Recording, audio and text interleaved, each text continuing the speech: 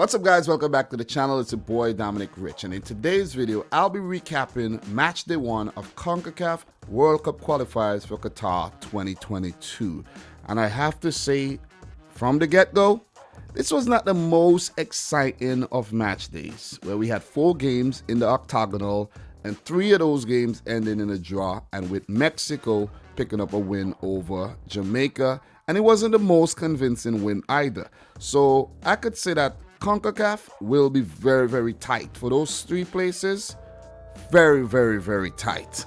The playoffs, very, very tight. All 8 teams, I think, will be competing. So never mind me predicting your team to place 8th or 7th, 6th, 5th. You'll be competing. Because if we learn anything from what we saw last night, teams are very standoffish, it seems. Very standoffish and taking the pragmatic approach. After all, it is the World Cup, I know. But come on, man. Go out there and get it. Let's start with the first game today. Panama at home versus Costa Rica. Guys, I actually had my notepad to take notes for all these games that I saw. I saw them. I had multiple devices. I may have missed some small details and things like that. But I'm just summarizing. I'm really just summarizing these matches. Panama versus Costa Rica was a snooze fest as well. A couple of these games were snooze fest, but this one, snooze fest, big time. But I have to say that Panama were the more convincing team, and if it wasn't for Keylor Navas, they would have picked up a win. They would have picked up a convincing 2-0 win, because he had to come up with 2 big saves. Panama had 18 shots at goal, 2 on target, the bulk of the possession with 57%. Passed the ball better, 480 passes with an 82% pass accuracy, and they just dominated play with 8 corners comparing to Costa Rica's 0. I don't know what I saw out there from Costa Rica. I thought I was watching like a 4th division English club. Seriously. Or a lower table English club, I should say. But they looked really bad because their kit, what's up with that kit though? That black and the stripe. I thought I was really watching the Juventus youth team or something out there. 4 shots at goal, none on target. They had nothing to show. They could walk away from this with nothing to show, basically. You can't be happy with that point. You really can't be happy with that point, Costa Rica. You should have won this game. You should have really, really won this game. But they look really light, man. I gotta say it, they look light. Keylor Navas, they have you to thank. They really have you to thank here. Look, I'm not going to get too deep into lineup or anything like that, but Joel Campbell didn't play the game. He had Brian Ruiz coming off the bench these days, and they didn't really have anybody to really threaten this very, very convincing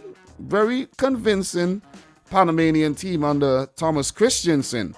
And he would feel very aggrieved that his team did not pick up all 3 points here.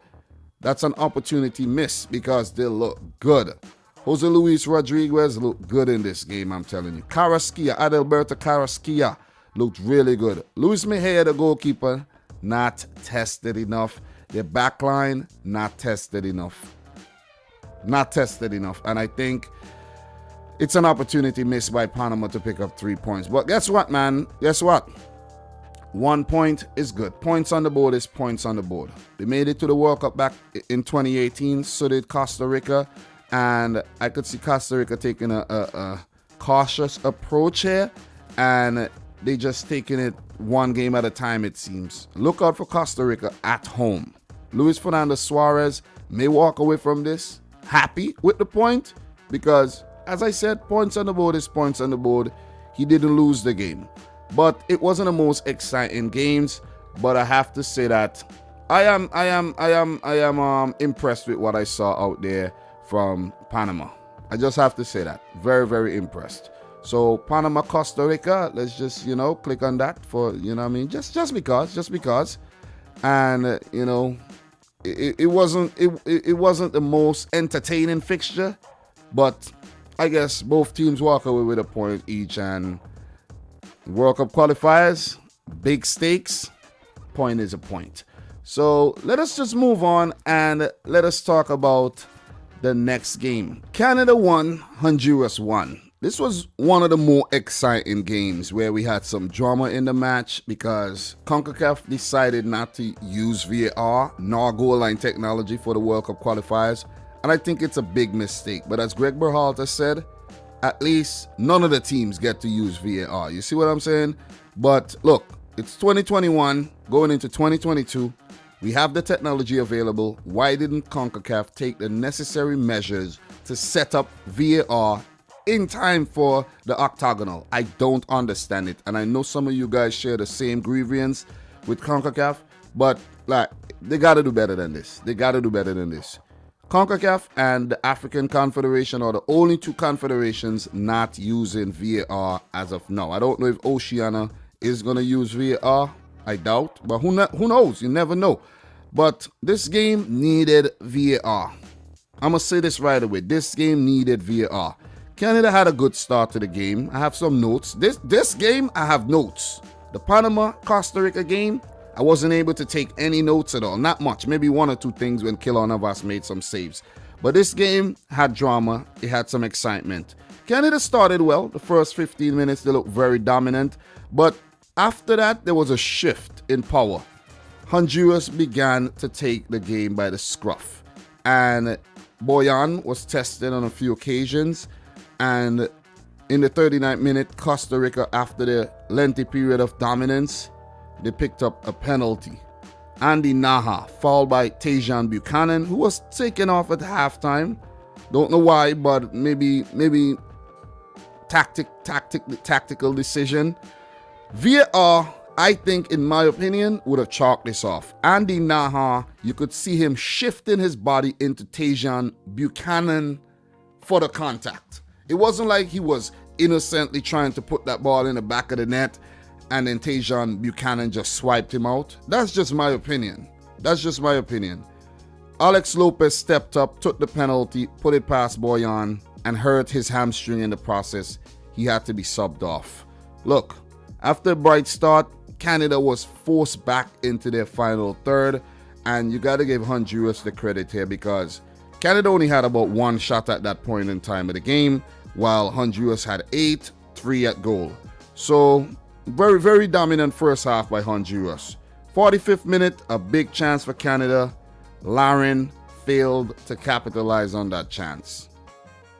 Kyle Larin, you got to do better than that. The opportunities fell to you. You got to put them in the back of the net. Look, halftime, 1-0 to Honduras. We know Honduras are that type of gritty team. They didn't make it to the last World Cup. They made it to the playoffs, got beaten by Australia. But they look like they're determined to get back to the big stage in Qatar. Not get back to Qatar because this is the first time the World Cup is played in Qatar. But Tajon Buchanan taken off at halftime for Junior Hoylett. And Hoylett came on and you could see that his experience showed on the field big time. 59th minute, there was a handball call on Honduras in the box. The ref said no penalty. VAR would have given this a penalty. For those of you guys who watched the game, that was a penalty. I think it was from a corner and the ball struck the Honduras player's hand. It was a penalty. Clear penalty.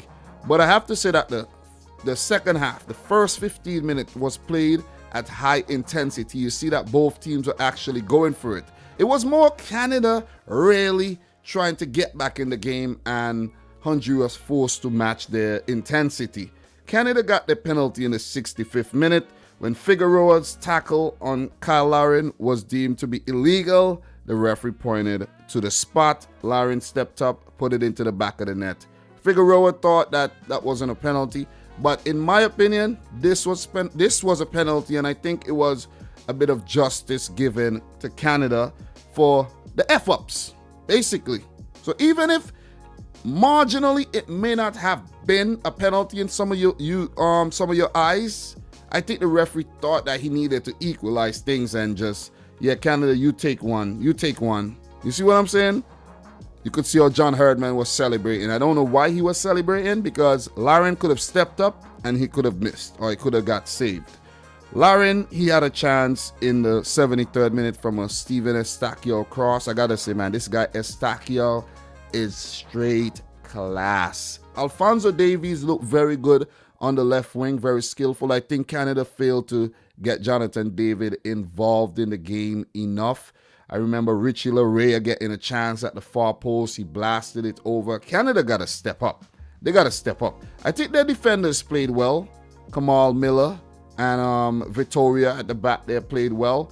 And when the subs came in, like Kennedy and Alistair Johnston, these guys played some good football.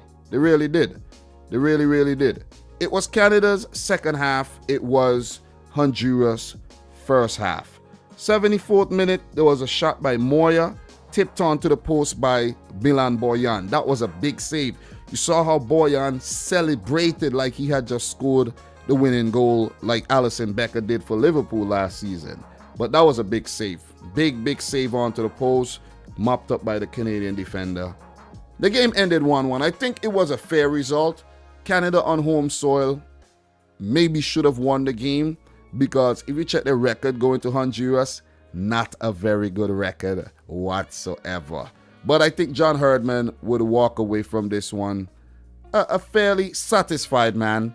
And I think the same goes for Fabian Coito, the manager of Honduras. In terms of stats for this game, stats in terms of shots shared, 15 shots apiece. Honduras with 6 on target, Canada with 3. Canada with the bulk of the possession, and that possession came mostly in the second half, where Honduras had the lead and they could afford to sit back a bit. But maybe it was to their own detriment. Maybe they should have taken the game to Canada and put it away. But Canada, the more dominant in possession, 474 passes with an 82% pass accuracy, comparing to Honduras' 252 passes with a 69% pass accuracy. It was a very physical game, 20 fouls apiece, 3 yellow cards dished out in the game. Canada, the more dominant in terms of set-piece opportunities, 14 corners that should have been capitalized on. Honduras with only 3. So, all in all, Canada, as I said, they should feel like they should have won this game. Really, seriously. Because as I said, when you visit Honduras, it ain't gonna be pretty. Check their record. Let's talk about this game, man. El Salvador versus the USA. Sedative football at its finest. I had notes to write, but I end up didn't making any. Seriously, I had the page right there, and it's blank. All I have written down for this game is boring game, nothing. Absolutely nothing. Whatever I have, I could remember. This game, I don't even know where to start, man. Seriously. I don't even know where to start, because, as a matter of fact, let's start with the fact that Greg Berhalter put out an 11 that it looks very unsettled. It looks like there's no cohesion with this 11, and he just put together a bunch of players and said, you guys go out there and do your thing. Seriously. It's a weird 11. It is a weird 11. I don't agree with this 11 whatsoever. I think he should have gone with more of the guys that featured in the Gold Cup. If you wanted to do any type of experiment, play the guys that featured at the World Cup, man. You see what I mean? Play them. Kellyn Costa should have started. We saw how good he was during the Gold Cup and the Nations League. He went in with Tyler Adams. You see what I'm saying?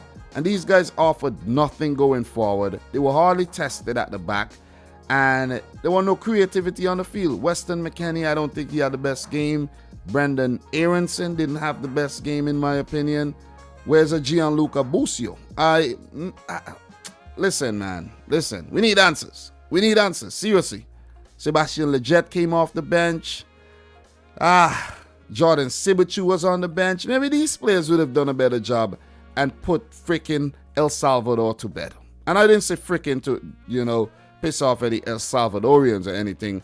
But USA, you are the champions of Concacaf. You are the Nations League champs. You had to go there and you had to put out a commanding performance and pick up the W, albeit being on El Salvadorian soil.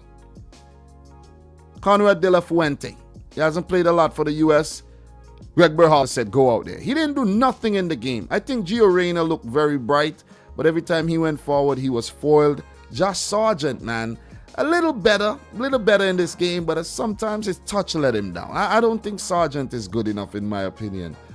Look, Greg Berhalter, when I started giving you a lot of credit, I might have to take it back. Seriously, I might really have to take it back because I don't know what I saw out there from this team, man. Seriously, I really don't know what I saw from this team.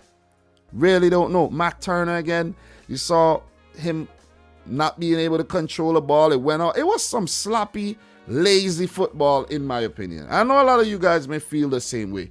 The team just looked really unbalanced. I think y'all are probably waiting for me to say that word. Very, very unbalanced team. Very young team as well. Inexperienced and unbalanced.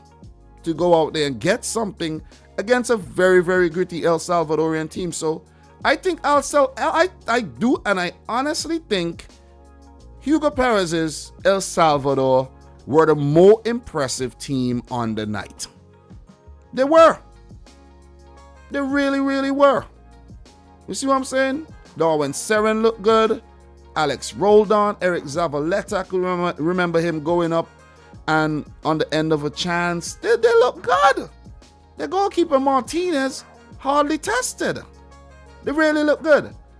You see what I'm saying? Not much more to say about this match, but I think it's a missed opportunity for the U.S. to pick up 3 points, and it's a big point for El Salvador continuing the impressive football from the 2021 Gold Cup.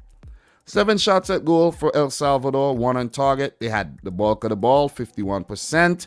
The passing accuracy was even better than the USA with 369 passes with a 72% pass accuracy, compared to the US 49% possession, 353 passes, 71% pass accuracy.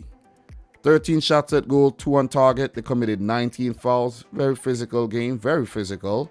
Few US players got roughed up in this game. 30 fouls total, only 3 yellow cards dished out. 3 corners for the US, 5 for El Salvador. It was a boring game, I'm telling you. Boring. Boring, really, really boring. But points on the board is points on the board. But the US, I think, if they want to convince people that they're going to make it to the 2022 World Cup after missing out in the 2018 event, you have to take 3 points off teams like El Salvador. No disrespect to El Salvador, who has not made it since 1982. You have to take points off El Salvador. And I think Greg Berhalter missed the trick. I honestly do think he missed the trick. Really, really think he missed the trick. I don't have anything else to add on this game, man. If you have anything else, please let me know in the comment section, because this game, oh man, sedative football at its finest. Snooze fest. Snooze fest. Seriously. You could have decided not to watch the game and you would not have missed anything. That's how bad this game was from the US perspective. From the El Salvadorian perspective, have a party, have a celebration. It's a point. It's a big point. And we know El Salvador has a point to prove, and they are proving their point tonight. Let's just put it out there. We're going to move on to the last game. Mexico 2, Jamaica 1. Let's just say Jamaica went to the Azteca to get a point.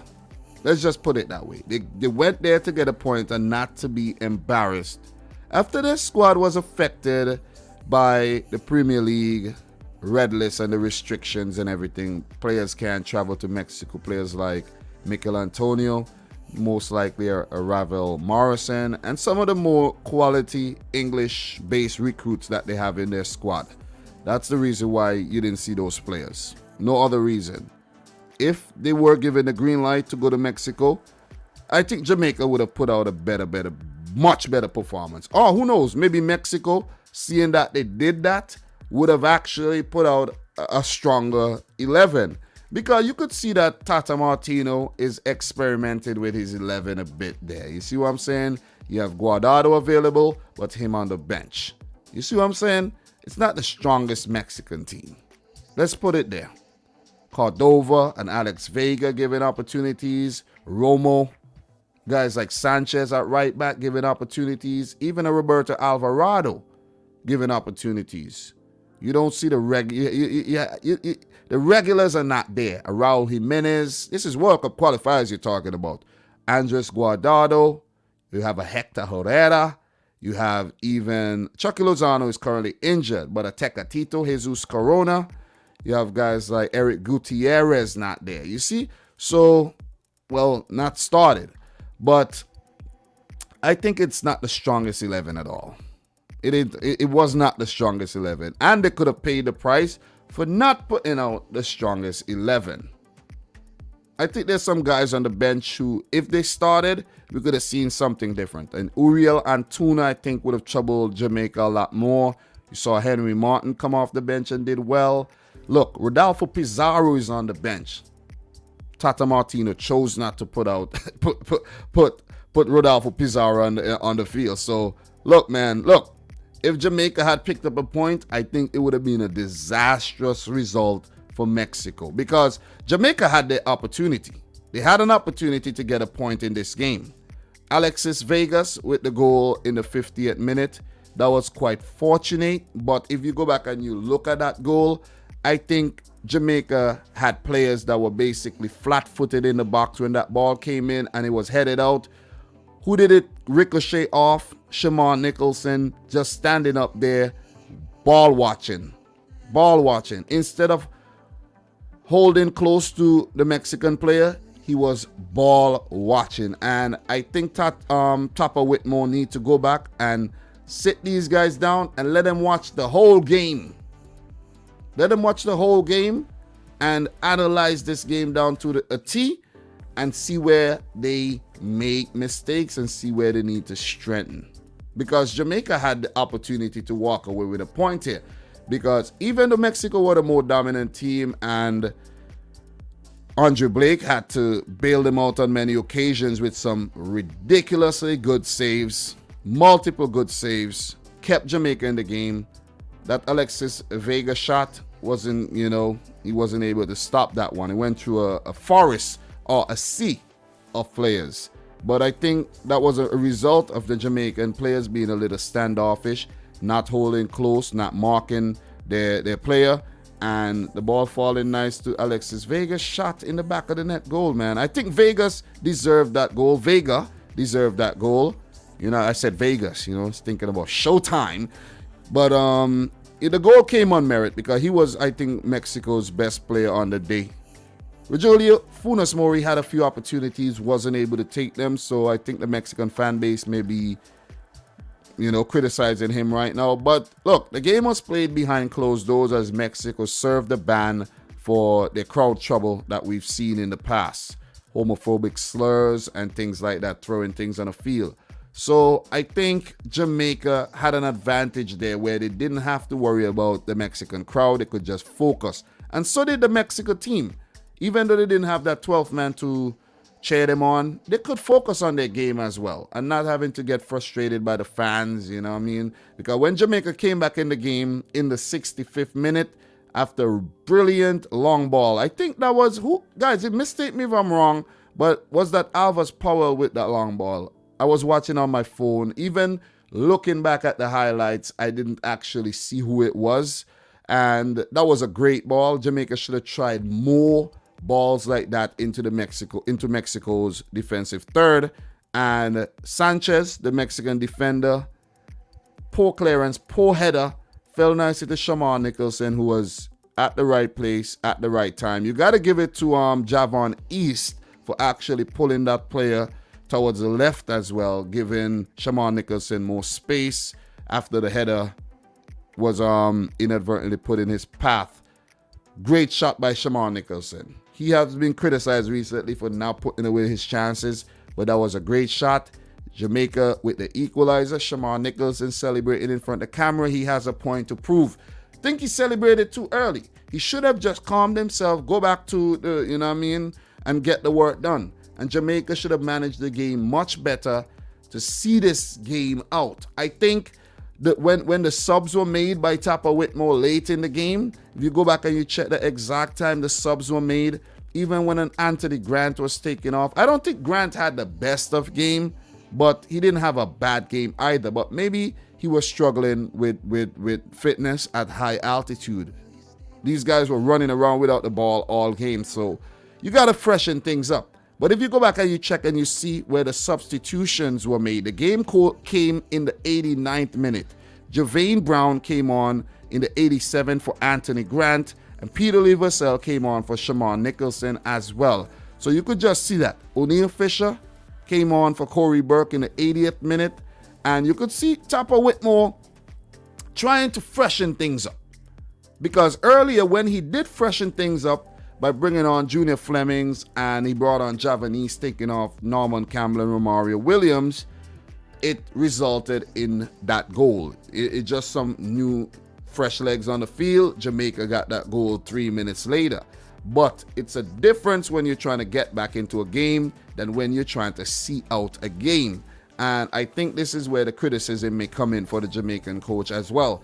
Because even though those guys had tired legs, they were out there on the field, they were already grinding, they were already hashing it out with the Mexican players. Very, very physical game. Very, very physical game. A few altercations happened in the game as well. But bringing on a Peter Lee Vassell, bringing on a Javane Brown, who has not seen minutes in Jamaican colors for quite some time. Substantial minutes. This was a mistake, I think. This was a mistake. Because if you go back and you watch the highlights, the player who scored a goal, Henry Martin, nobody was picking him up. Nobody was picking him up. It was just ball watching. Ball watching. Go back, watch the highlights. You see exactly what I'm talking about.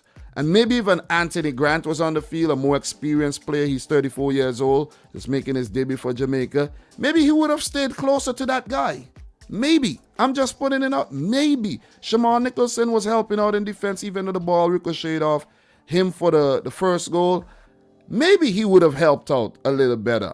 But, oh man, the Jamaican defense was sliced up in that play, and really good shot by Henry Martin to beat Andre Blake in goal. He tried, but wasn't enough. That was a ridiculously good shot. Mexico with the 3 points, like I predicted. I did predict Mexico to win the game, but I think I predicted a 3-0 win for Mexico in this match. Just want to refer back to my notes, but it was not a bad performance by Jamaica. I just want to put it out there. I'm not predicting Jamaica to make it to the World Cup, by the way, guys. So they'll have to prove me wrong when they have their home games. And next time they travel, perform better. Hopefully, it's not a red list country for them, and they could carry their top players. So in terms of stats for this game, Mexico had 27 shots at goal, 7 on target, compared to Jamaica's 5, 1 on target. That goal, that ball that went into the back of the net.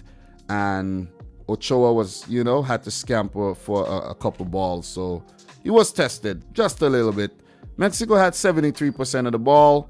Jamaica with 27. Mexico passed the ball very well. 538 passes with a 90% pass accuracy. Not so much for Jamaica, who didn't have a lot of the ball. 212 passes with a 65% pass accuracy. Very physical game. 23 fouls in the match. 3 yellow cards dished out. And that's pretty much it in terms of the important stats here. Mexico with the big 3 points. I predicted a 3-0 win for Mexico, 2-1. So Jamaica, they could have walked away with a point. And I think Topper Whitmore would have been ecstatic if he had picked up a point. No points picked up. No points picked up.